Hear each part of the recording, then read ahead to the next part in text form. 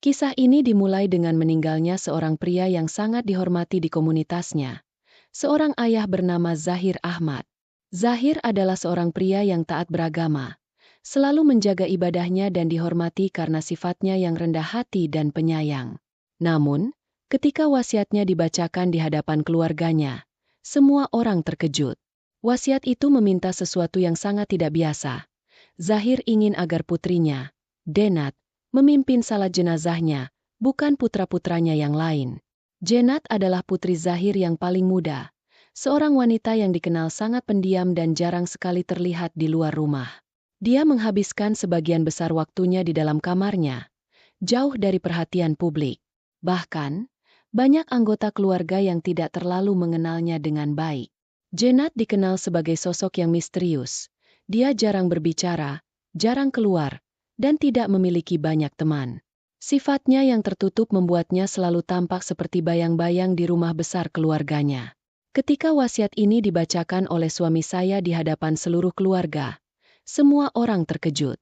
Tidak ada yang menyangka bahwa Zahir akan memilih putrinya, yang bahkan jarang terlihat, untuk memimpin salat jenazahnya.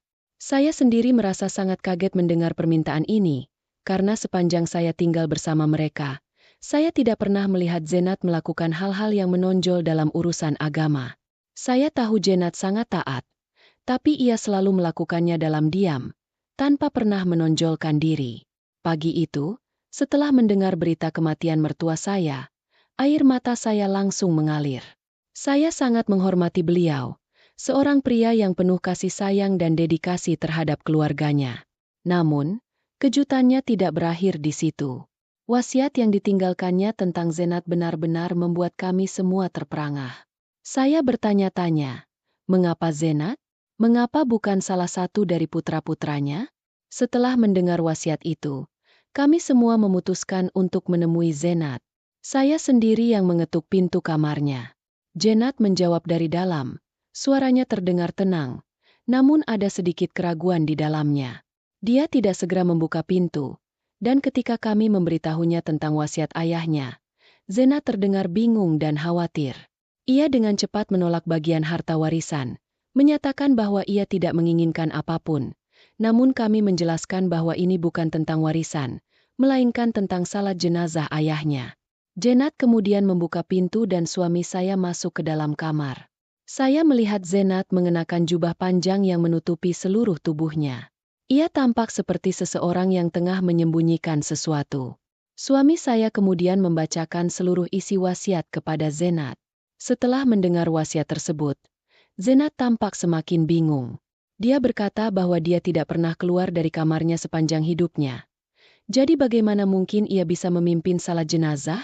Ia bahkan mengaku tidak tahu bagaimana caranya. Suami saya dengan tegas menjawab bahwa ini adalah wasiat terakhir ayahnya dan Zenat harus memenuhinya. Bagaimana bisa seorang putri menolak keinginan terakhir ayahnya? Katanya dengan nada yang tidak bisa ditolak. Zenat terlihat sangat emosional setelah mendengar itu. Dengan suara yang pelan, dia akhirnya berkata, "Baiklah, kakak, saya akan mencobanya." Namun, dia juga mengungkapkan bahwa ia tidak pernah melihat orang lain memimpin salat jenazah, dan ia sangat khawatir akan melakukan kesalahan. Suami saya kembali menegaskan bahwa tidak ada waktu untuk berpikir panjang. Zenat harus segera bersiap-siap karena jenazah ayahnya sudah dimandikan dan dikafani. Semua orang sudah menunggu di masjid, dan hanya Zenat yang belum siap. Suami saya juga menjelaskan bahwa ia sudah berkonsultasi dengan seorang maulvi, ulama setempat, yang mengatakan bahwa wasiat ayah Zenat harus dipenuhi, karena ini adalah permintaan terakhir dari seorang ayah yang penuh kasih. Zenat tampak sangat bingung dan takut.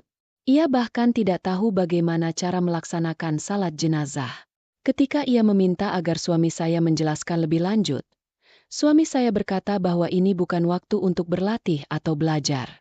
Ia harus langsung melakukannya, karena semua orang sudah menunggu.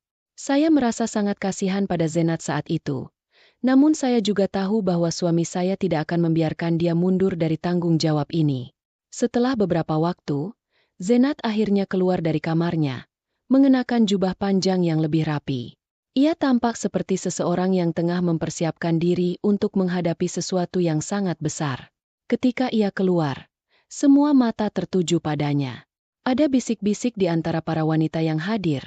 Beberapa di antaranya bahkan tampak skeptis dan tidak percaya bahwa Zenat akan mampu melakukannya. Setelah pemakaman selesai, dan Zenat berhasil memimpin salat jenazah ayahnya dengan baik, saya mulai melihat perubahan dalam dirinya. Meskipun banyak yang masih meragukan Zenat, terutama karena dia selalu menjadi sosok yang tertutup dan misterius, saya melihat bahwa ada kekuatan baru yang muncul dalam dirinya. Dia tampak lebih tenang, lebih percaya diri, seolah-olah beban berat yang selama ini dipikulnya telah sedikit terangkat. Namun, cerita ini tidak berakhir di sini. Beberapa hari setelah pemakaman, suami saya membuat pengumuman yang mengejutkan. Dia berkata bahwa Zenat akan segera menikah.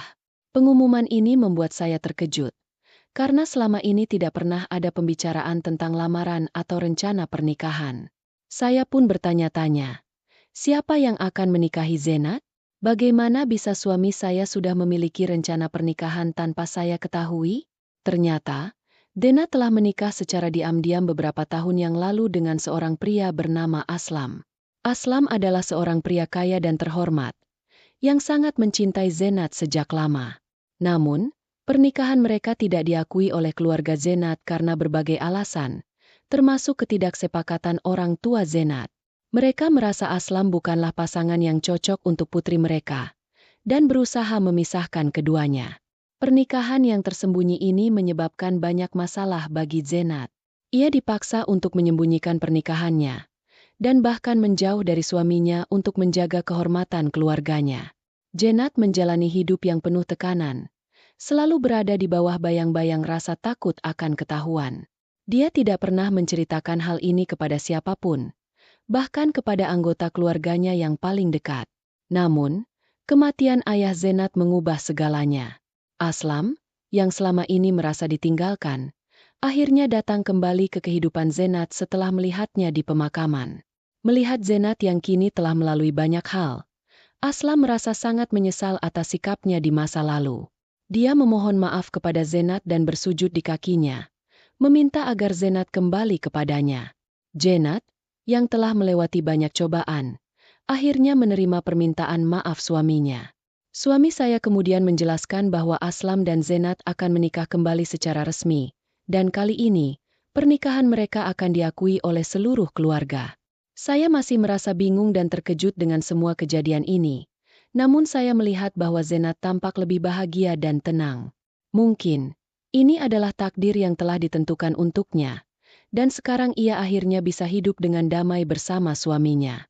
Wasiat ayah Zenat, meskipun pada awalnya tampak aneh dan tidak masuk akal, ternyata memiliki makna yang lebih dalam. Wasiat itu tidak hanya tentang salat jenazah, tetapi juga tentang mempersatukan kembali Zenat dengan suaminya. Orang tua Zenat mungkin tidak menyadari sepenuhnya apa yang mereka lakukan, tetapi di saat-saat terakhir, mereka tetap memikirkan kebahagiaan putri mereka. Wasiat itu adalah cara zahir untuk memastikan bahwa Zenat tidak akan sendirian lagi setelah kepergiannya. Kisah ini mengajarkan kita banyak hal tentang cinta, pengorbanan, dan pentingnya memahami takdir yang telah digariskan untuk kita. Zenat, yang dulunya selalu tampak seperti bayangan, kini telah menemukan kembali cahaya dalam hidupnya. Semoga cerita ini bisa memberikan kita semua pelajaran tentang arti kebahagiaan dan keteguhan hati dalam menghadapi cobaan hidup. Terima kasih sudah mendengarkan cerita ini, sahabat-sahabat semua. Jangan lupa untuk memberi like dan subscribe channel ini, agar kita bisa terus berbagi kisah-kisah penuh hikmah seperti ini. Wassalamualaikum warahmatullahi wabarakatuh.